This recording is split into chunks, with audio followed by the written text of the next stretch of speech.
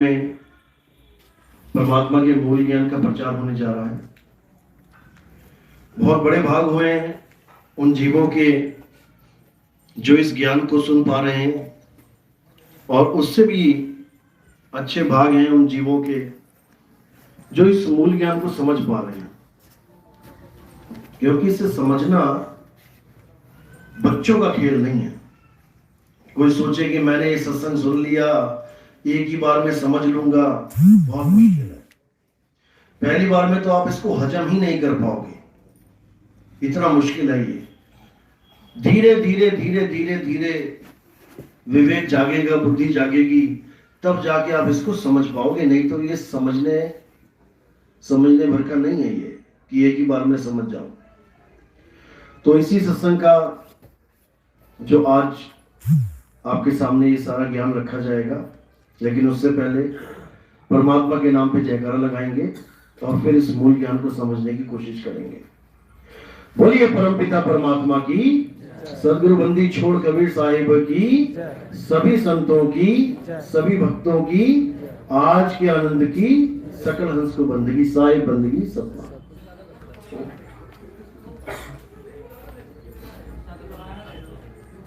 तो ये जो मूल ज्ञान है साहिब का, ऐसा अनमोल ज्ञान है, अनमोल हीरे हैं जिसके पारखी सब नहीं होते। कोई बिरला इस ज्ञान को समझ पाता है। साहिब कहते हैं लाखन में कोई समझ न पाई हैं, और कोटि मध्य जानेंगे, कहे कबीर सुनो भाई साधो, हमें बिरले हंस पहचानेंगे। कि ये ज्ञान ऐसा दिव्य ज्ञान है कि जल्दी तो सुनने को भी नहीं मिलता। पूरे पूरे युग बीत जाते हैं, सतयुग में, द्वापर में, त्रेता में, देखो कितने कितने कम जीवों को लेके गए साहिब, और पंथ भी नहीं चलाया, बल्कि केवल ज्ञान समझाया और लेके चले गए। पंथ तो अब कलयुग में चल रहा है, नहीं तो कबीर पंथ ना तो सतयुग में चला, ना त्रेता, ना द्वापर में ही चला। लेकिन कलयुग में जैसे वादा हुआ था काल भगवान के साथ, बताया जाता है कि कलयुग में कितने ही जीव ले जाना, लेकिन सतयुग द्वापर त्रेता में थोड़े थोड़े ले जाना। तो वही वादा पूरा हो रहा है। अब ये मूल ज्ञान पूरे विश्व में फैल रहा है। धीरे धीरे हर देश का जीव, जितने विवेकी हंस हैं, ये जागृत हो रहे हैं, खुद भी हो रहे हैं, और अपने आस पड़ोस, अपने रिश्तेदार, अपने भाइयों को, अपने सगे संबंधियों को भी चेतन कर रहे हैं, समझा रहे हैं। और धीरे धीरे देखते ये पूरा मुहिम पूरे विश्व में छा जाएगा। तब एक झंडे की स्थापना होगी, एक झंडे के नीचे सब आएंगे, और वो झंडा किसी आदमी के नाम का झंडा नहीं होगा कि किसी आदमी के नाम का झंडा होगा। वो झंडा है सतनाम का, वो है परमात्मा के नाम का, वो है अकाल पुरुष के नाम का, वो है आदि पुरुष, अनादि पुरुष के नाम का। फिर उसका बोलबाला होगा, जिसके लिए पहले संकेत दिया गया, ना रहेगा ईसा, ना रहेगा मूसा। कब? जब आएगा भीषम बीसा, राज करेगा जगदीसा। फिर एक जगदीसा का राज होगा यहाँ पे, यानी देही ज्ञान सब त्याग देंगे और विदेही ज्ञान को अपना लेंगे। जिसके लिए साहिब ने पहले ही इशारा दे रखा था कि देही ज्ञान सब जगत बखाने, विदेही ज्ञान कोई बिरला जाने। जितने भी पंथ चलते आए हैं, ये सब देही ज्ञान से चलते आए हैं। कोई किसी को परमात्मा मान के बैठ गया, कोई किसी को परमात्मा मान के बैठ गया, लेकिन देह से परे नहीं हो पाया। किसी ना किसी देह को ही पूछते रह गए। अब जो ज्ञान है ये आत्म ज्ञान का है, इसमें आत्मा की पूजा है, आत्मा का ज्ञान है, आत्मा का ही इसमें जिक्र है। शरीरों का खेल इसमें खत्म है। हर प्रकार की नाड़ियों का, इंगला पिंगला सुषुम्ना, ये 3 नाड़ियां हैं, ये नाड़ियां भी शरीर का हिस्सा हैं, इसका भी खेल खत्म है। अब किसी नाड़ियों में नहीं जाना है, अब किसी चक्रों में नहीं जाना है। जो हमारे 7 चक्र हैं, मूल चक्र, स्वाद चक्र, नाभि चक्र, इनको भी छोड़ देना है। अब खत्म करो इसको भी। बहुत चक्रों की साधना कर ली, जितने ये शक्लों की साधना है, अपने अपने गुरु की शक्ल का ध्यान किया जा रहा है, 2.5 घंटा गुरु की शक्ल को ध्याया जा रहा है, इसको भी छोड़ दो। ये भी देही ज्ञान है क्योंकि वाणी भी कह रही है, रूप न रेख न रंग प्रभु तीन गुणाते भिन्न। जब उस परमात्मा का कोई रूप रेख रंग ही नहीं है तो तुम किसकी साधना कर रहे हो भाई? अच्छी तरह समझ जाना है कि परमात्मा का कोई रूप रंग नहीं है। लेकिन कोई कहे कि परमात्मा तत्व में निराकार रूप में रहता है, तो नहीं, परमात्मा तत्वों में नहीं रहता, वो तत्व से परे है, वो नी तत्व है। परमात्मा कहाँ रहता है? परमात्मा नी तत्व आत्म में रहता है। आत्म में राम और राम में आत्म, चीनस गुरुमुख विचारे। आत्मा में परमात्मा रहता है, ना कि तत्वों में रहता है। क्योंकि जहां परमात्मा रहता है वो चीज अविनाशी हो जाती है। तो आत्मा के अलावा कुछ भी अविनाशी नहीं है। गीता में भी यही स्पष्ट किया गया कि हे अर्जुन, इस दुनिया में दो प्रकार के तत्व हैं, एक सत और एक असत। सत तो हमारी आत्मा है, जिसको कोई शस्त्र काट नहीं सकता, अग्नि जला नहीं सकती, वायु सुखा नहीं सकती, जल भिगो नहीं सकता। और असत क्या है? असत ये शरीर है, जिसको जलाया भी जा सकता है, काटा भी जा सकता है, इसको खत्म भी किया जा सकता है। तो जो चीज खत्म हो जाए, कट जाए, जल जाए, वो पूजनीय नहीं है। यही गुरु ग्रंथ साहब में समझाया गया कि अगर पूजा करनी है तो किसकी करो? अरे आत्म देव पूजिए, गुरु के पाए सुहाए। आत्म देव ही पूजनीय है। लेकिन किसी को समझ ही नहीं आ रहा कि आत्मदेव को पूजे तो कैसे पूजे, आत्मदेव की पूजा करें तो कैसे करें। ये विधि, ये सत भक्ति की विधि सतगुरु समझाते हैं। और इस दुनिया में एक ही सतगुरु है, वो है बंदी छोड़ कबीर साहब। उन्होंने ही सब संतों को जागृत किया। नहीं तो हर संत किसी न किसी रीति रिवाज के द्वारा अपनी भक्ति कर रहे थे। कोई नाम जप रहे थे, कोई प्राण योग कर रहे थे, कोई अष्टांग योग कर रहे थे। अपनी अपनी बुद्धि, अपनी अपनी मता के अनुसार कुछ ना कुछ कर ही रहे थे। मीराबाई मूर्ति ले लेके घूम रही थी गली गली में कृष्ण जी की, पता है ना? किसने छुड़वाई उसकी मूर्ति? किसने उस नाशवान मूर्ति को छुड़वा के उस अविनाशी परम तत्व को प्राप्त कराया? गुरु ने। गुरु ही करवाता है। उनका कौन गुरु था? उनके रविदास जी गुरु थे। रविदास जी को किसने ज्ञान समझाया? कबीर साहब ने। कबीर साहब ही सब संतों को ज्ञान समझाते हैं। लेकिन वो कभी ये दावा नहीं करते कि मैं ही सदगुरु हूं। अपने आप को दासों का दास, परम दास, लाला गोला, पता नहीं किन किन नामों से अपने आप को संबोधित करते हैं। क्योंकि जैसे वो कहते हैं कि भाई अहंकार नहीं आना चाहिए, हमें वो संदेशा देते हैं, हमें वो समझाते हैं कि जैसे मैं परमात्मा होते हुए भी दास कहा रहा हूं, तुम भी दास ही कहो। तुम अहंकार में मत डूब जाना कि मैं बहुत बड़ा ज्ञानी हूं, ऐसे हूं वैसे हूं। नहीं, हम दासों के दास। जब तुम्हारे अंदर यह भावना आ जाएगी कि मैं तो दासों का भी दास हूं, तो फिर तुम्हारी मुक्ति निश्चित है। फिर तुम्हें कोई नहीं रोक सकता। बस सत भक्ति होनी चाहिए तुम्हारे पास, सही विधि होनी चाहिए। परमात्मा को पाने की सत भक्ति होगी तभी आगे रास्ते खुलेंगे, नहीं तो खुलेंगे नहीं। तो मीरा ने जैसे नाशवान मूर्ति को त्यागा और अविनाशी को पाया, तब मीरा भी बोल पड़ी, पायो मैं नाम रतन धन पायो, वस्तु अमोलक दी मेरे सतगुरु।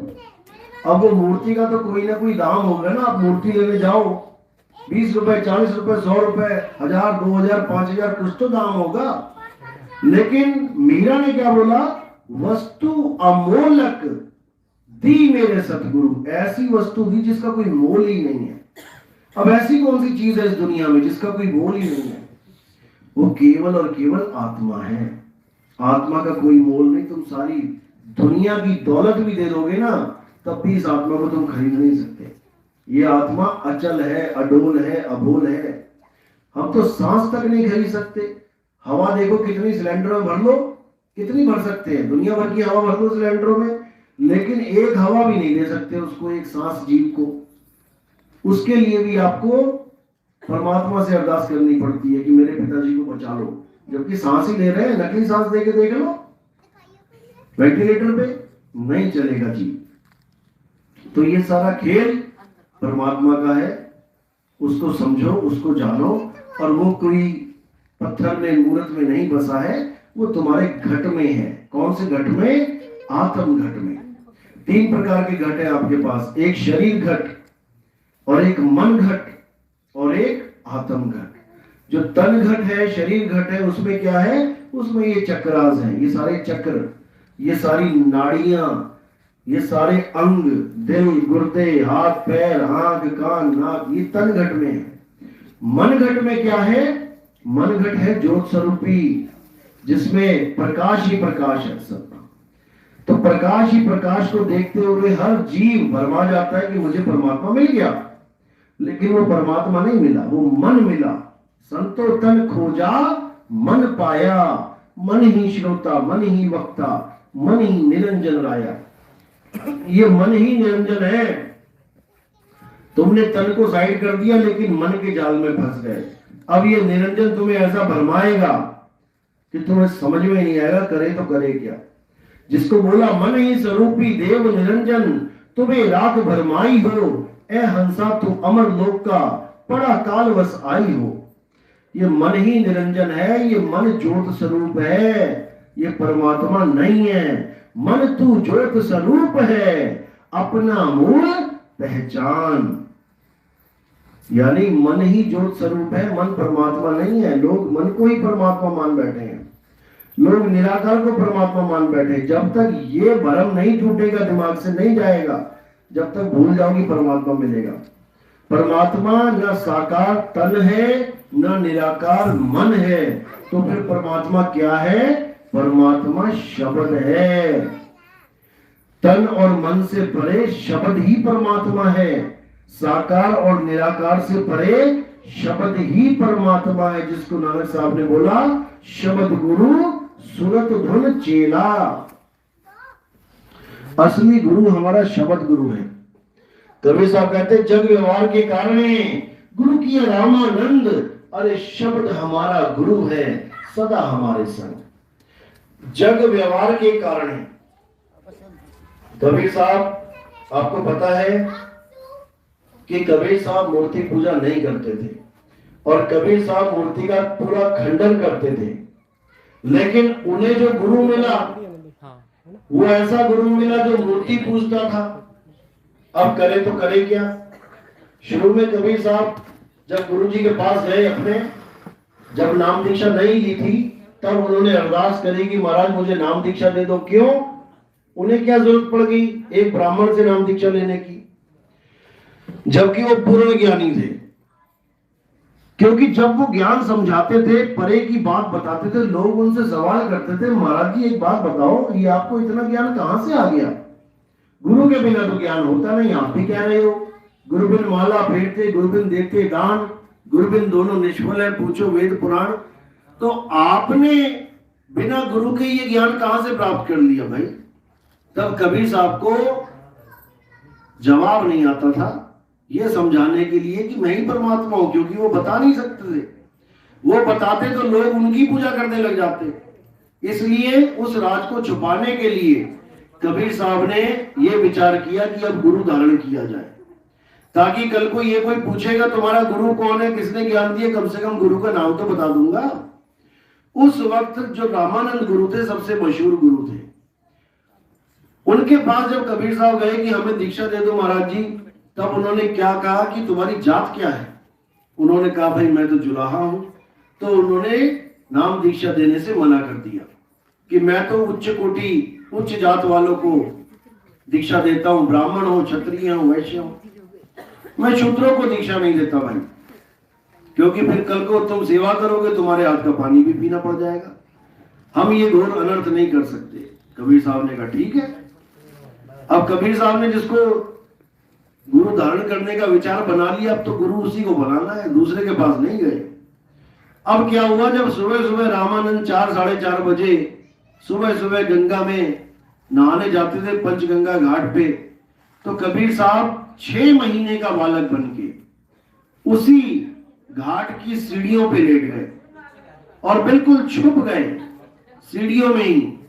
तो जब सुबह सुबह गुरुजी आए अंधेरे अंधेरे में, तो उन्होंने जैसे ही कदम रखा घाट पे, पौड़ियों पे, सीढ़ियों पे, तो वहां छोटा सा बच्चा उसके सिर पे पैर लगा। अब लगे रोने, अब जब वो रोने लगे तो उस बच्चे को गुरुजी ने उठा लिया, क्योंकि भले ब्राह्मण है लेकिन दिल में दया तो है ना, उठा लिया। अब उनसे बोले बच्चे से कि भैया बेटा रो मत, राम राम बोल। अब यहां पे तो दीक्षा पूरी हो गई, कबीर साहब ने वो दीक्षा वहीं ले ली, राम राम की दीक्षा हो गई पूर्ण। लेकिन अब दुविधा ये थी कि छोटे से बच्चे से पूछ नहीं सकते 6 महीने से कि तेरी जात क्या है, गुरुजी को तो पता भी नहीं कि मैंने दीक्षा भी ले दी, और बिना जात पूछे दीक्षा हो गई। कबीर साहब की जात भी रोड़ा नहीं बनी। ये इसलिए हुआ क्योंकि वो 6 महीने के बच्चे बन गए थे। अगर बड़े होते वहां पर तो क्या गुरु रामानंद पहचानते नहीं? पहचान लेते। ये कबीर तू क्या कर रहा है यहाँ पे? वो बच्चा बन के उसको गले से लगा लिया, बच्चा बने हुए थे कबीर साहब। जब गले से लगाया तो कबीर साहब ने क्या लीला करी वहां पे, उनको पता था कि इन्होंने मुझे नाम दीक्षा दे दी, राम राम बोल दिया, मैंने ले भी लिया, लेकिन जगत वाले कैसे मानेंगे कि ये मेरा गुरु है? वो तो प्रश्न करेंगे। इसलिए उन्होंने क्या किया, उनकी जो माला थी उस माला को पकड़ के तोड़ दिया, खींच दिया। जब माला टूट गई तो उस माला में से एक मनका कबीर साहब ने अपनी मुट्ठी में छुपा लिया। वो एक मनका क्यों छुपा लिया? क्योंकि कल को जब वो बोलेंगे कि मेरा गुरु रामानंद, तो रामानंद कहेगा भैया लाओ कबीर को मेरे सामने। कौन सा कबीर? मैंने कब नाम दीक्षा दी, कब हमारा मिलाप हुआ? मैंने तो उसको भगा दिया था नीच जात का बोल के। उस सबूत के लिए कि हमारी और तुम्हारी मुलाकात हुई है, उन्हीं के गले के मणके का एक धागे में कंठी बना के कबीर साहब ने पहन ली। ये वही कंठी चलती आ रही है आज तक, कबीर पंथ की निशानी है ये कंठी। जैसे सिखों को उनके गुरुओं ने पगड़ी दी, 1000 लाख बंदा बैठा है, उसमें से अगर एक पगड़ी वाला बैठा है तो आपको पूछने की जरूरत नहीं पड़ेगी कि आप सिख हो, वो निशानी है। इसी प्रकार कबीर पंथ में ये निशानी है जो कबीर साहब ने खुद चलाई, ना कि उनके गुरु जी ने दी। उनके गुरु ने तो उनको चेला धारण किया ही नहीं था। ये तो कबीर साहब ने अपनी लीला करके वो कंठी गले में धारण की, जो आज भी करवाई जाती है। इसको माथे नहीं टेकने होते हैं। ये कोई ये ना सोचे कि क्या गले में डाल दिया, ये तो कर्म कांड है। नहीं, ये पहचान है तुम्हारी कि तुम कबीर पंथी हो। तो इस पहचान को धारण करना है, और ज्ञान अपना वही होना चाहिए, सत्य ज्ञान, कोई फर्क नहीं पड़ता। तो जब वो नाम दीक्षा लेके पहुंचे अगले दिन और ज्ञान सुनाना शुरू किया भक्तों को, तो उन्होंने फिर वही सवाल किया कि भाई आपका कोई गुरु नहीं है, आप क्यों ज्ञान दे रहे हो? हम कैसे आधार माने आपके ज्ञान का कि ये सत्य है, कुछ तो बताओ। तब उन्होंने गुरु रामानंद जी का नाम बताया कि भाई वो मेरे गुरु हैं। लोगों ने सबूत मांगा तो उन्होंने बोला कि देखो इस माला को, ये मणका अच्छी तरह पहचान लो और जाके देख लो गुरु जी के पास, उन्हीं की माला का मणका है।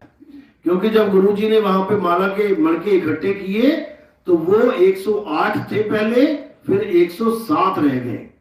जब वहां पे गिना गया माला का मणका तो वहां पे 107 ही निकला। तो ये सबूत था कि कबीर साहब और रामानंद जी की मुलाकात हुई। तब कबीर साहब को बुलाया गया, रामानंद जी ने बुलाया कि भैया तुझे मैंने नाम कब दिया? तब उन्होंने कहा कि पंचगंगा घाट पे जब मैं छोटा सा बालक बन के, एक छोटा सा बालक था, वहां पे आपने उस बालक को नाम दिया। वो कहते वो तो 6 महीने का था, तू तो इतना बड़ा है। तो वहीं पर 2 रूप करके दिखाए कि यही था ना वो बालक। तब वो समझ गए कि ये कोई छोटी मोटी चीज नहीं है, ये बहुत बड़ी चीज है, कोई बहुत बड़ा काम होने वाला है इस दुनिया में। वो भी समझ गए कि अगर ऐसा कुछ हो रहा है तो इसका मतलब बहुत बड़ा काम होने वाला है। तब पूछा उन्होंने कि आप यहाँ पर क्या करने आए हो? तब उन्होंने समझाया कि हम तुम्हें बचाने आए हैं, तुम लोगों को इस काल जाल से बचाने के लिए आए हैं। नहीं तो सतयुग द्वापर त्रेता बीत गया, तुम मंत्र जपते जपते अपना जन्म बर्बाद कर गए, तुम योग साधना करते अपना जन्म बर्बाद कर गए, तुम दूसरों की भक्ति करते अपना जन्म बर्बाद कर गए, लेकिन तुम अपनी आत्मा को नहीं जान पाए। अब तुम्हें तुम्हारी आत्मा का ज्ञान देने के लिए मुझे यहां आना पड़ा। यही गुरु ग्रंथ साहब में भी लिखा है कि आत्म पसारा करणे हारा बिन प्रभ नहीं जानिए, आत्मा का ही पसारा है सारा। ये आपका शरीर क्या है? आत्मा का ही पसारा है। अब इस पसारा को खत्म करने के लिए प्रभु हमें ज्ञान देने के लिए आते हैं। बिन प्रभु नहीं जानेंगे। ये आत्म पसारा बहुत खतरनाक है। अगर हम इस पसारे को समेटने में सफल नहीं हुए तो फिर अगला पसारा भी हम ही डाल देंगे। ये रैन बसेरा है हमारा। ये मत सोचो कि ये शरीर मिल गया ये तुम्हारा सदा रहेगा। ये रैन बसेरा है। टेम्पू जैसे होता है, टेम्पू में टेंट लाद के घूमते हैं, जहां ब्रेक लगाई वहीं टेंट लगा दिया, कुछ दिन रहे, फिर टेम्पू में लाद लिया, फिर आगे बढ़ गए, फिर टेंट लगा दिया। वैसे ही ये है हमारा शरीर। ये पता नहीं कितनी बार टेंट लगा दिया हमने, कितनी बार रह लिए, कितनी बार फिर समेट के फिर आगे बढ़ गए। एक परिवार में आए, उसके साथ रहे, माँ बेटा भाई बहन का खेल खेला, फिर इस परिवार को छोड़ा, आगे बढ़ गए, फिर दूसरे परिवार में माँ बहन भाई का खेल खेला। ऐसे ही खेलते खेलते खेलते 184 बिता दी। कितनी बार कुत्ता बिल्ली बकरा हाथी घोड़ा बन के उन्हीं को अपना माँ बाप कहा, उन्हीं से प्रेम किया, फिर उनको छोड़ के आगे बढ़ गए। अब जाके इंसानी चोले में आ गए। अब इंसान को अपना माँ बाप भाई बहन मान के बैठ गए। किसको माना? इस कपड़े को, इस शरीर को, इस मिट्टी को। सबको पता है ये मिट्टी है, सबको पता है, लेकिन इस मिट्टी को मिट्टी समझ नहीं रहे हैं। कह भले रहे हैं कि शरीर क्या है, मिट्टी है, लेकिन तुम मिट्टी को मिट्टी समझ नहीं रहे हो। अभी कोई कहे तुम्हारी मम्मी कहाँ है, वो सामने इशारा कर दोगे वो है। मिट्टी की तरफ इशारा कर दोगे कि मिट्टी है। मिट्टी किसी की माँ कैसे हो सकती है? मिट्टी किसी का बाप कैसे हो सकता है? हमारे माँ बाप मिट्टी नहीं है, हम भी मिट्टी नहीं है। हम कौन हैं? हम सूरत रूप हैं, यहाँ पे जीव रूप हैं। और हमारा पिता कौन है? शब्द गुरु है, वो हमारा पिता है। उसके अलावा जितने भी ये सब है, ये मिट्टी के घड़े हैं। इन मिट्टी के घड़ों में जो पानी, जीव रूपी जो पानी है, वो सबका समान है। ये पानी हमने समुद्र में मिला देना है, बस इतना काम करना है। सूरत रूप सबके पास सूरत है। इस सूरत को अब शरीरों में ना लगा के अब अपने शब्द गुरु में लगा देना है। इसी से आपकी मुक्ति होगी। इसके अलावा और कुछ नहीं करना है। इसी को बोला गया है, सूरत फंसी संसार में, तासे पड़ गई दूर, सूरत बांध स्थिर करो, आठों पहर हुजूर। स्थिर करो तो कहां करो? शब्द में करो। शब्द कौन सा? ये हिंदी पंजाबी उर्दू फारसी के शब्द नहीं कि गुरुजी ने कोई नाम दे दिया हिंदी में, तुम हिंदी में रट रहे हो। गुरुजी ने नाम दे दिया पंजाबी में रट रहे हो। किसी ने चाइनीज में दे दिया, किसी जापानी में। ये सब 52 अक्षर हैं। जो असली शब्द है वो तुम्हारा स्वरूप है, जिसकी वजह से ये सारे शब्द निकल रहे हैं। इस काया में से जितने भी शब्द निकल रहे हैं, ये उस आत्मा की वजह से निकल रहे हैं। असली जो गुरु है, असली शब्द है, वो आत्म स्वरूप है। क्योंकि आत्मा स्वरूप और परमात्मा स्वरूप ये दो नहीं है, ये एक ही है। बस तुमने इसको समझना है। आत्म कह रहे हैं कि आत्म मही राम, राम मही आत्म, चीनस गुरुमुख विचारे। ये दो नहीं है, ये एक ही है। लेकिन जब तक अपने आत्म स्वरूप को नहीं जाना, तब तक तुम जीव स्वरूप में बैठे रहते हो, अज्ञानता में। जैसे ही तुमने जीव स्वरूप को त्यागा और आत्म स्वरूप में आ गए, परमात्मा और तुम में कोई फर्क नहीं रह जाता। आत्मा परमात्मा एको करे, अंतर की दुविधा अंतर मरे। ये कबीर साहब का मूल ज्ञान है। तुम्हें परमात्मा के लड़ लगाना नहीं, बल्कि तुम्हें ही आगे चल के परमात्मा बना देना। जिसको बोला कोटि तो ब्रह्मा भय, कोटि भय ईश, और साहिब तेरी बंदगी से जीव बने जगदीश। यानी कोई नदी है, उस नदी को समुद्र की पूजा नहीं करवाना, बल्कि नदी को समुद्र में मिला देना। तब उन दोनों की जो दुविधा है वो खत्म हो जाएगी। फिर उस नदी पे कोई बांध नहीं लगा सकता, फिर वो नदी का पानी समुद्र में ही लीन हो गया। इसी को बोला, अब तो जाए चढ़े सिंहासन, मिले है सारंग पानी, राम कबीरा एक भय हैं, कोई न सके पहचानी। राम और कबीरा दो नहीं रहे, एक हो गए। ऐसे ही आप लोग भी दो नहीं रह जाओगे। दो रह गए तो समझो कि मुक्ति नहीं मिलेगी, और जब एक हो गए अब कोई अलग कर नहीं सकता। तो इसी को समझना है। कोई सवाल पूछना चाहता है? किसी का कोई सवाल है? हाँ जी बोलो। भगवान का स्वरूप क्या होता है? अभी यही समझाया जा रहा था। देखो, तीन प्रकार के स्वरूप है, फिर समझ लो। पहला तन स्वरूप है, जैसे मैं आपको देख रहा हूं, आप मुझे देख रहे हो, देख रहे हो ना? आपको प्रकट हुआ कुछ, आपने देखा, क्या देखा आपने? वो तो अनुभव का विषय है ना, देखा क्या? जैसे आपने करंट का झटका खाया तो आपने देखा क्या? देखा तो कुछ भी नहीं, करंट लगा। ठीक है, बैठो। देखो, आप उसको देखा मत बोलो। देखा का मतलब होता है जब अपने से अलग किसी और चीज को देखा जाए। कोई प्रकाश देखा, कोई शरीर देखा, कोई वस्तु देखी, तब उसको देखा कहते हैं। और जब ज्ञान दृष्टि से देखा होता है तब उसको कहते हैं अनुभव हुआ। जो आप कह रहे हो अनुभव की बात कर रहे हो। तीन प्रकार के हमारे स्वरूप हैं। हमारा तो एक ही स्वरूप है, लेकिन हम दो स्वरूप और अपने मान बैठे हैं। पहला स्वरूप है तन स्वरूप। मैं अपने आप को ये शरीर मान बैठा हूं, मैं अपने आप को एक आदमी मान बैठा हूं। क्यों मान बैठा हूं? क्योंकि मैं अपने आप को जानता नहीं। जैसे कोई आदमी है जिसको किसी चिड़ियाघर में जैसे जानवर होते हैं वैसा ही एक रूप दे दिया गया, लेकिन कपड़े का।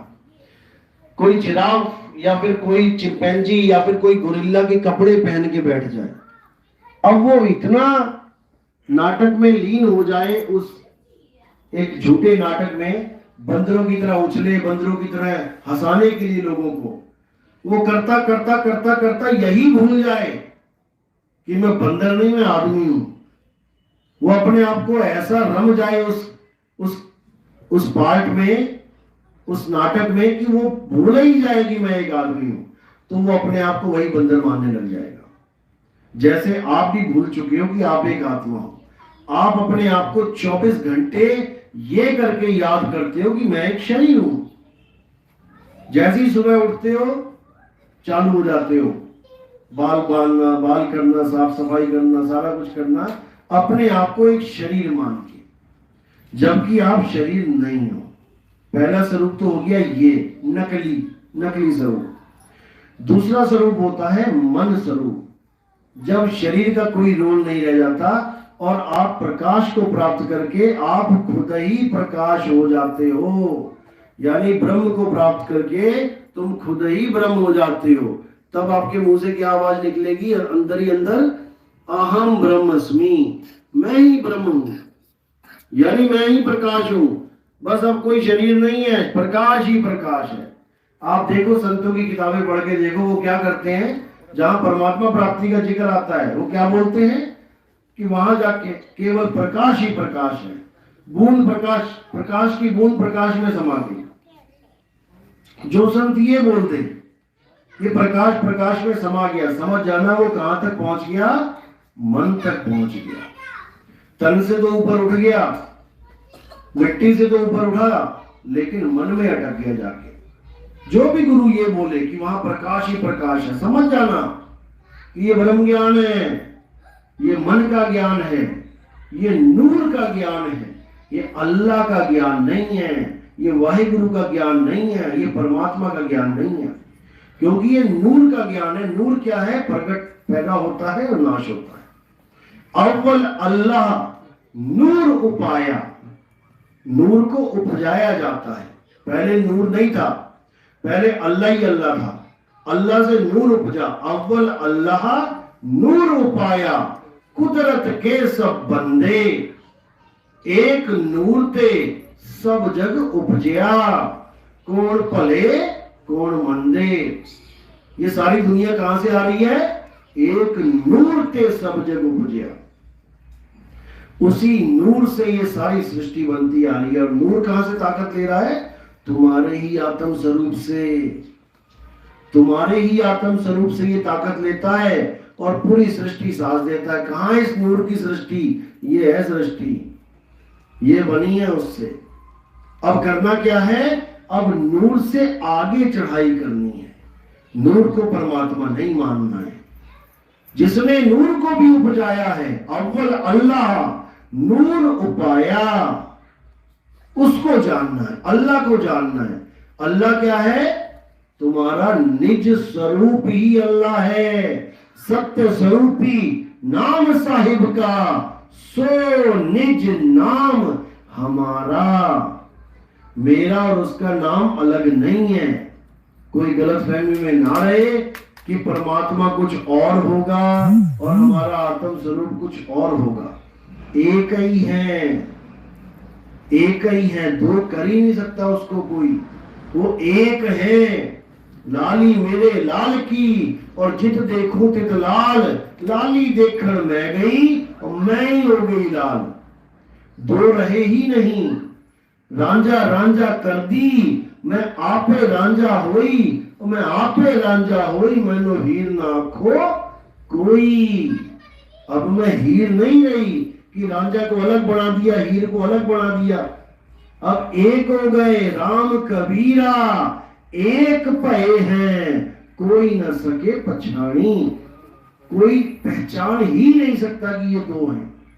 लेकिन जितने संतों की वाणियां देखो, वो क्या बोल रहे हैं कि सतपुरुष कहां बैठा है? सचखंड में बैठा है कुर्सी पे। सचखंड में बैठा रखा उसको कुर्सी पे, और उसको देखने तुम जाओगे। कितनी दूर है? 16 संख योजन दूर है। और कबीर साहब क्या कह रहे हैं? घट घट मेरा साइया सुनी सेज न कोई, बलिहारी व घट की जिस घट पर घट हुए। कहते हैं मेरे बिल्कुल पास में है। पास में क्यों बोला? क्योंकि वस्तु अभी थोड़ा सा अज्ञानता वस्तु है। जब तुम्हें ज्ञान हो जाएगा तो पास छोड़ो, तुम ही हो जाओगे। अरे तू सिमरन किसका करे, तू ही है आपे आप, वो घर और है भाई। इसलिए साहब ने बोला कि जो सतलोक, अलग लोक, अगम लोक, अनामी लोक का ये जितना भी ड्रामा चल रहा है, इसको बंद कर दो। और कहां ढूंढो? मोको कहां ढूंढ रे बंदे, मैं तो तेरे पास में, खोजी होए तुरंत मिल जाऊं, एक पल की तलाश में। नाम है जप में, नाम है तप में। ना तो कोई जप जप के मैं मिलने वाला किसी को, और ना ही कोई तपस्या कर करके मैं मिलने वाला। जप और तप को बिल्कुल किनारे कर दो अपने जीवन से। कोई नाम नहीं जपना, ना हिंदी का जपना, ना पंजाबी का जपना, ना उर्दू, फारसी, अरबी का जपना। करना क्या है? अपने आत्म स्वरूप को जानो। जैसे एक करंट से लाखों करोड़ों पंखे चल रहे हैं दुनिया में। अब पहले तो ये समझ लो कि करंट पंखा नहीं है। पहले तो ये जान लो करंट पंखा नहीं है।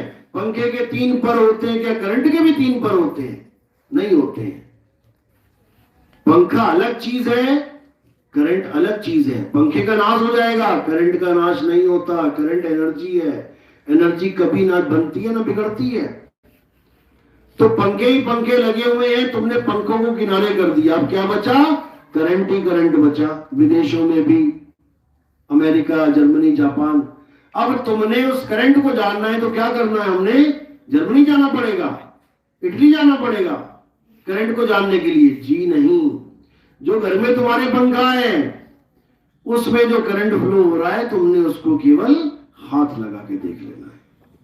जो करंट का झटका तुम्हें यहां लगेगा वही तुम्हें अमेरिका में लगेगा, तो वहां जाने का क्या फायदा? यही वो चीज मिल गई तुम्हें। जैसे कई लोग कहते हैं आप तो जी सारे शरीरों का खंडन कर देते हो, राम जी को नहीं पूजना, कबीर साहब को नहीं पूजना, उनकी पूजा नहीं, उनकी पूजा नहीं। और फिर ये भी कहते हो कि राम जी शरीर नहीं आत्मा है, कृष्ण जी शरीर नहीं आत्मा है, हनुमान जी शरीर नहीं आत्मा है, आत्मा की पूजा करो। हम कहां ढूंढे राम जी की आत्मा को? हम कहां ढूंढे हनुमान जी की आत्मा को? कैसे पूजा करें उनकी? हम कहां ढूंढे कबीर जी, रविदास जी की आत्मा को? तो भाई आत्मा को कहीं ढूंढना नहीं है, आत्मा हो जाना है। आत्मा ही हो। तुमने अपनी आत्मा को जान लिया तो समझो तुमने रविदास जी की आत्मा को जान लिया, तुमने कबीर जी की आत्मा को जान लिया, तुमने राम जी, हनुमान जी, शेरावाली माता की आत्मा को जान लिया। शरीर तो मिथ्या है भाई, आत्मा सत्य है। वरना गीता में आत्मा आत्मा करने की क्या जरूरत थी कृष्ण जी को? सीधे कह देते तू भगत है मैं भगवान हूं बेटा कर पूजा। फिर क्यों समझा रहे हैं कि हे अर्जुन आत्मा ही सत्य है, ऐसा कोई समय नहीं था जब तू मैं और ये राजा महाराजा नहीं थे आत्म स्वरूप में। क्यों बताया इतना ज्ञान? क्योंकि ज्ञान ही यही है, बाकी सब तो केवल एक दिखावा है, शरीर दिखावे हैं। तो किसी की आत्मा की पूजा की जरूरत नहीं है, शब्द गुरु की पूजा होती है। शब्द गुरु कौन है? जो तुम्हें ज्ञान देता है, वही शब्द गुरु है। और बाकी कौन है? बाकी सूरत रूप है, जीव रूप है। इसीलिए बोला है एक गुरु और बाकी सब चेले। लेकिन वो गुरु ऐसा है कि चेला रहने नहीं देता, वो चेलों को भी गुरु बना देता है। कैसे बनाता है? वो ऐसा हुनर दे देता है कि चेला अब किसी गुरु पर आधारित भी नहीं रह जाता, आधार नहीं लेता। चेले को ऐसा मजबूत बना देता है गुरु कि अपने जैसा बना लेता है। इसी को बोला कीट न जाने भृंग को गुरु कर ले आप समान। यानी कि चिड़िया के बच्चों ने गुरु बनके, चिड़िया ने अपने बच्चों को गुरु बनके वो ज्ञान सिखा दिया जिसमें अब माता पिता की गुरु की जरूरत भी नहीं पड़ती। कौन सा ज्ञान? उड़ना। उड़ना सिखा दिया, यानी गुरु रूप में वो माता पिता हमेशा ज्ञान रूप में उस चिड़िया के साथ है। अब चिड़िया को कोई पत्थर मारेगा तो वो चिड़िया किसी का इंतजार नहीं करेगी कि कोई गुरुजी आएंगे मुझे बचाएंगे। जो हुनर है, जो उड़ने की कला है, जो विहंगम चाल उसके पास है, वो उसको यूज करेगी और सीधे आसमान में उड़ जाएगी। पत्थर लगने से पहले उड़ारी मार देगी। इसको कहते हैं आत्म निर्भरता, आत्मनिर्भर हो जाना। आप जब तक किसी और पे आस लगा के बैठोगे, जब तक आपकी मुक्ति नहीं हो सकती, आप बंधन में हो। सबकी आस तोड़ देनी है। जो तू चाहे मुझको छोड़ सकल की आस, और मेरे जैसा हो रहा है सब सुख तेरे पास। मेरे जैसा हो रहा है मतलब जैसे मैं अकेला हूं, गुरु में चेला रहूं अकेला, ऐसे तुम भी अकेले हो जाओ। गुरु धारण करना जरूरी है क्योंकि गुरु से ज्ञान मिलेगा, लेकिन ज्ञान मिलेगा तुम्हें आजादी वाला, तुम्हारी आजादी के लिए, ना कि तुम्हें गुलाम बनाने के लिए।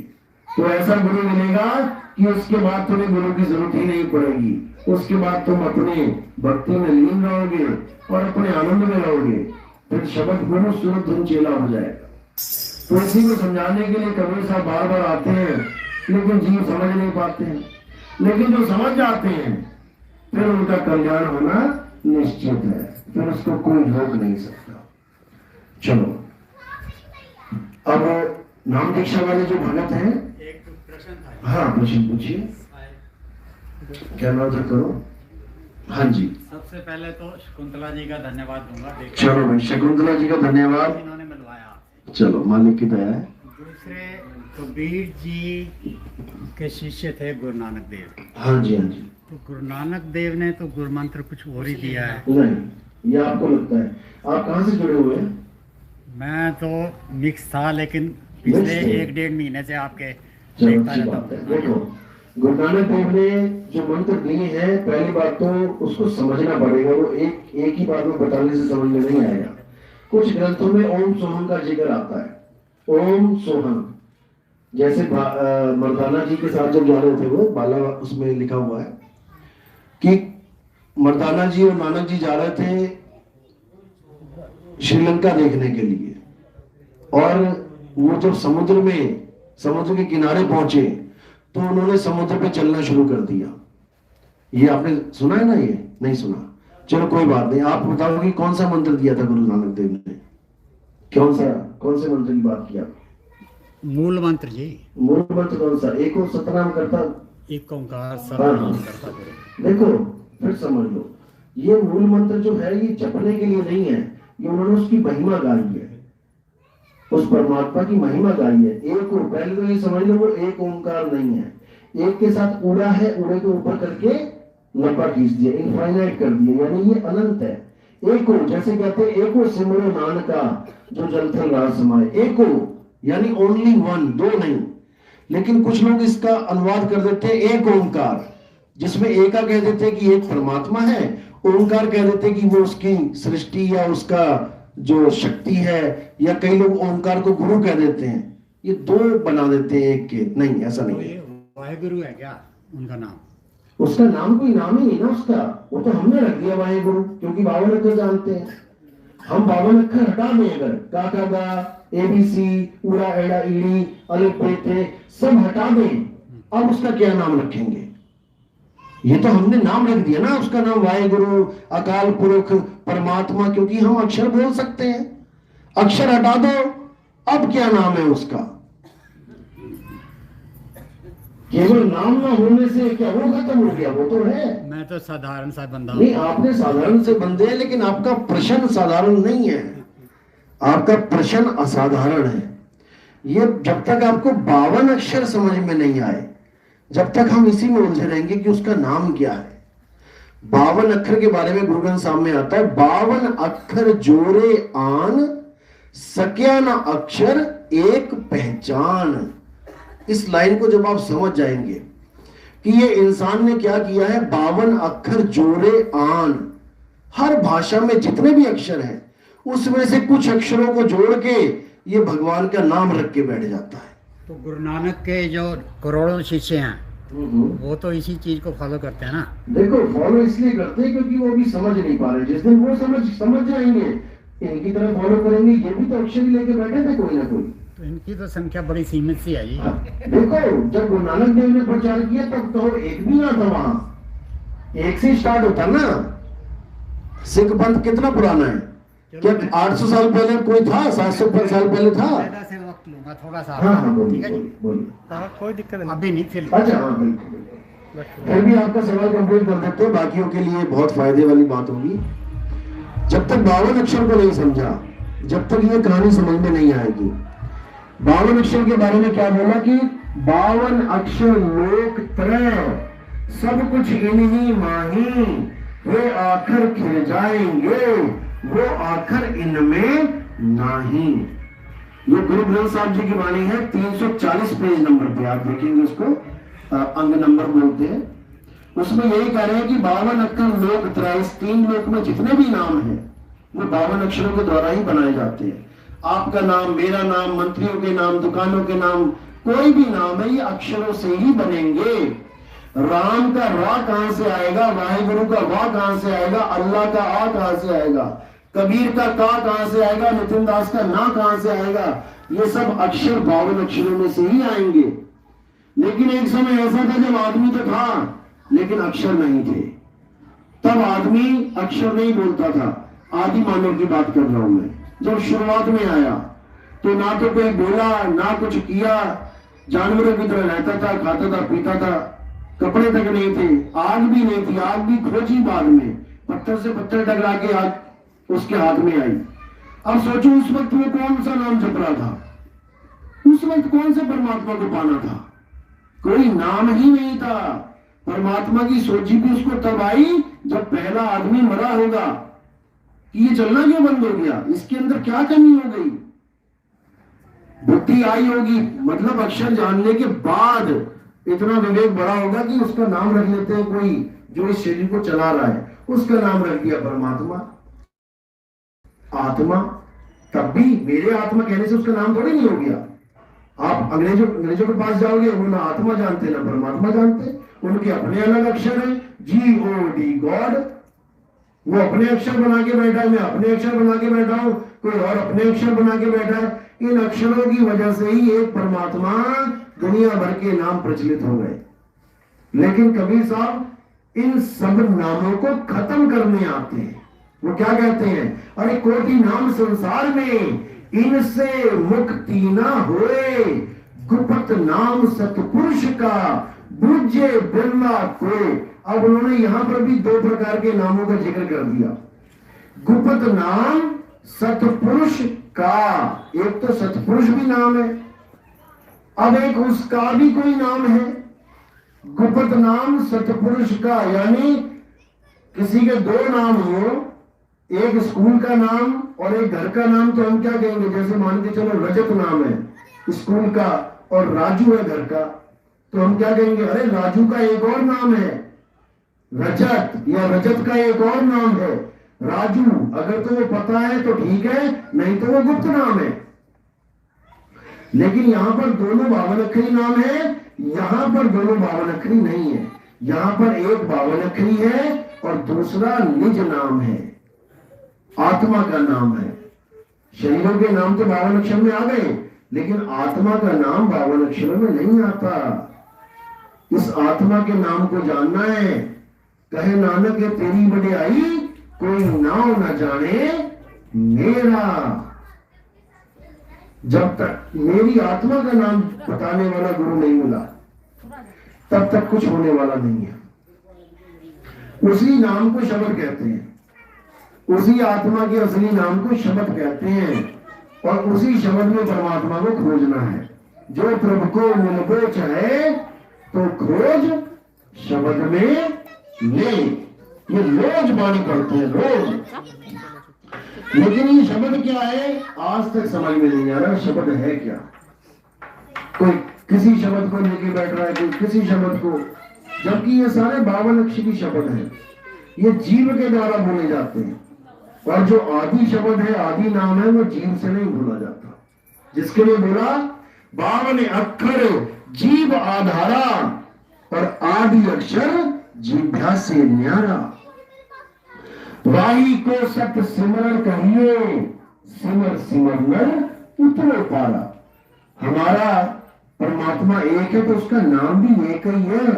तेरा एक नाम तारे संसार, नानक साहब कहते हैं कि उसका एक नाम है मालिक का। लेकिन वो है क्या?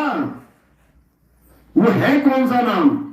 ये किसी को समझ में नहीं आ रहा। जैसे एक करंट है और सारी दुनिया के पंखों को, बत्तियों को, गीजर, फ्रीजर सबको चलाना है, लेकिन उसको ना जानने के कारण सब शरीरों में फंसे पड़े हैं, या फिर नामों में फंसे पड़े हैं। कोई उसको करंट कह रहा है, कोई बिजली कह रहा है, कोई कह रहा है कुछ नाम दुनिया भर के रख दिए और नामों में उलझ गए हैं। करंट करंट करंट जपने से कभी झटका लगने वाला नहीं है। करंट करंट जपना और करंट को हाथ लगना, ये दोनों में जमीन आसमान का अंतर है। करंट बोलने से तुम्हें एक बार भी झटका नहीं लगेगा, और करंट को छूने से तुम 2 फुट ऊपर उछल जाओगे। फर्क है। पानी पानी जपने से तुम्हारा गला कभी गीला नहीं हो सकता, और पानी पीने पे वो सूखा रह नहीं सकता। ये फर्क है। राम राम करने से राम मिल नहीं सकता, और राम पाने के लिए राम कहना पड़ेगा ही नहीं। वरना पंडित जी भी राम राम करते थे, कबीर साहब भी राम राम कह रहे हैं कि राम नाम की लूट है, लूट सके तो लूट। फिर पंडित जी और कबीर साहब ने प्रॉब्लम क्या हो गई है भाई? फिर क्यों दोनों के मत नहीं मिल रहे हैं? कबीर साहब भी कह रहे हैं राम राम जपो, राम सिमर पछताएगा मन, राम सिमर पछताएगा, गुरु ग्रंथ साहब की बाणी है। और पंडित जी भी कह रहा है राम राम जपो, लेकिन दोनों में मतभेद क्यों है? क्यों आपस में नहीं बन रही उनकी? इसलिए नहीं बन रही क्योंकि पंडित जी 52 अक्षरी राम राम दे रहा है, राम जपो, और कबीर साहब राम छुड़वा रहे हैं, नाम छुड़वा रहे हैं। मत जपो, राम को जानो कि राम क्या है।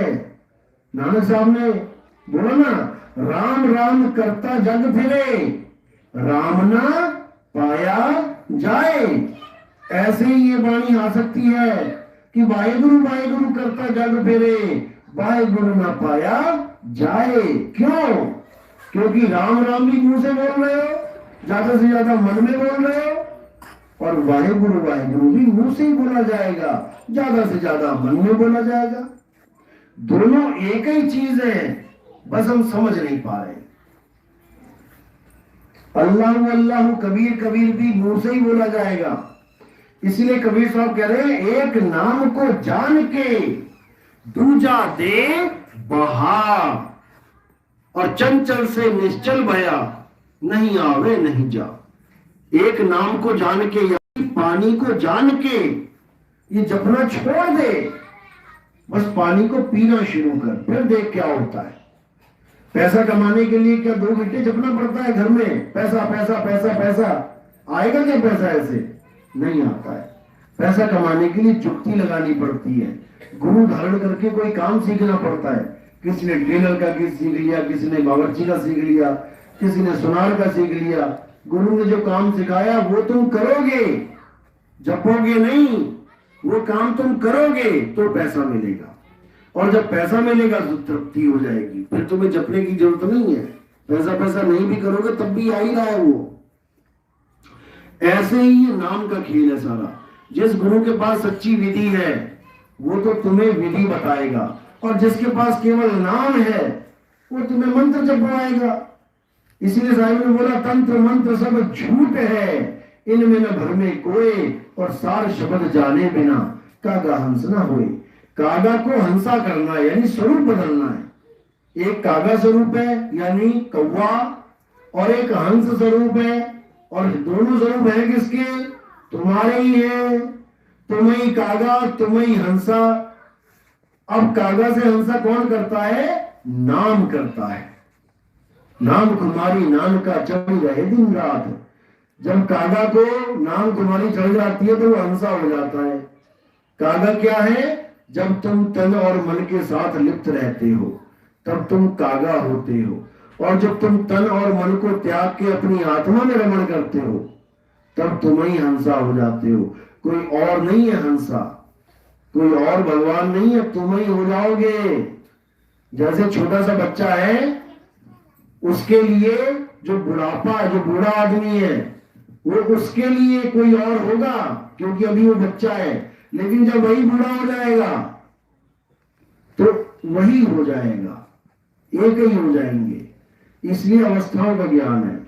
जीव अवस्था, शिव अवस्था, पीव अवस्था। इन तीनों अवस्थाओं को जब तुम समझ जाओगे तो सारी कहानी समझ में आ जाएगी। लेकिन है तुम्हारा ही स्वरूप, तुम्हारी वजह से ये सारा सिस्टम चल रहा है, लेकिन तुम्हारा प्रतिबिंब नकली स्वरूप है। जैसे कुत्ता होता है, शीशे में देख के अपने स्वरूप को देख के भौंकता है। अपना स्वरूप यानी वो प्रतिबिंब है, नकल को देख के भौंकता है। असल को जान ले कि मैं पैर हिला रहा हूं तो उसका पैर हिल रहा है, मैं दांत दिखा रहा हूं तो उसका दांत दिख रहा है। अगर वो इस चीज को समझ जाए तो कोई नहीं है उसके सामने, अकेला ही है वो।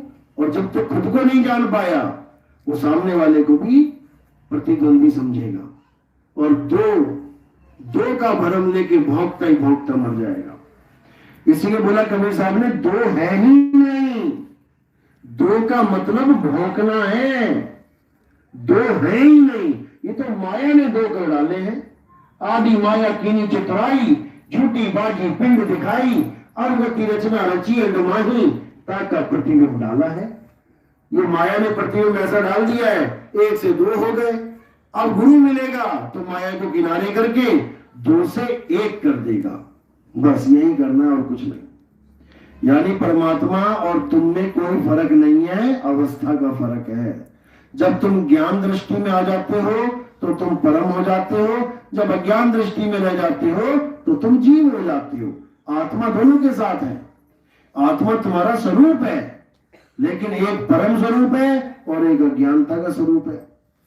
यानी परम आत्मा, जीव आत्मा, आत्मा वर्ड दोनों के साथ लगा है, यानी अविनाशी। लेकिन अविनाशी होता है भी जीव कहला रहा है, और वहां अविनाशी होता हुआ परम कहला रहा है। बस फर्क इतना है, ज्ञान और अज्ञान का। इसी को हर जगह साहिब ने पूरा भेद खोल रखे हैं। इसके आगे मैं गुरुदेव साहब पे और भी सत्संग करूंगा, वहां पे आपको जीव शिव पीव तीनों एक ही वाणी में लिखे हुए दिखाई देंगे, और उनको भली भांति समझोगे भी आप कि होता क्या है। क्योंकि जब तक ये तीनों ज्ञान नहीं समझे तब तक आप मुक्ति प्राप्त ही नहीं कर सकते। आपको समझ में नहीं आएगा मैं भक्ति करके होगा क्या मुझे। सारी दुनिया की गुरु भक्ति करा रहे हैं, लेकिन किसी को पूछो किस लेवल की भक्ति है, कहां पहुंचोगे, तो कहते हैं एक ही बात है, किसी गुरु के पास चले जाओ। ऐसा नहीं है भाई, हर गुरु का ज्ञान अलग होता है। परम ज्ञान केवल एक है, बाकी दुनिया भर का ज्ञान है। और ज्ञान सब ज्ञानड़ी, और कबीर ज्ञान सो ज्ञान, और जैसे गोला तोप का करता चले मैदान। खाली कर देता है मैदान, एक ही गिरता है बस, उसके बाद सब धराशायी। ऑप्शन नहीं मिलती भागने की भी। अभी परमाणु गिर जाए तो भाग के जाएगा कहीं पे का, ऑप्शन ही नहीं होगी तुम्हारे पास भागने की। ऐसे ही जब कबीर साहब का ज्ञान आता है मैदान में, तो किसी के पास ऑप्शन नहीं रह जाती कि मैं क्या बोलूं, इस ज्ञान को कैसे काटूं। ये अकट्ट ज्ञान है। हाँ, तुम्हें गालियां जरूर देने लग जाएगा सामने वाला, तुम्हारे नंबर ब्लॉक कर देगा, तुम्हें बदनाम करना शुरू कर देगा, तुम्हारी झूठी निंदा चुगली करना शुरू कर देगा, लेकिन तुम्हारे ज्ञान को कोई काट नहीं पाएगा। ये ऐसी बात है मालिक। चलो अब नाम दीक्षा वाले सामने आ जाओ। नाम दीक्षा वाले उठ गए। हमारे यहाँ पहले चरणामृत लिया जाता है, उसके बाद कंठी तिलक लगवाया जाता है। ये निशानी मात्र है, इसमें ये नहीं मन में लाना कि ये तो कर्मकांड है। ये कर्मकांड नहीं है भाई, ये निशानी है। चलो साईं बंदगी सतनाम।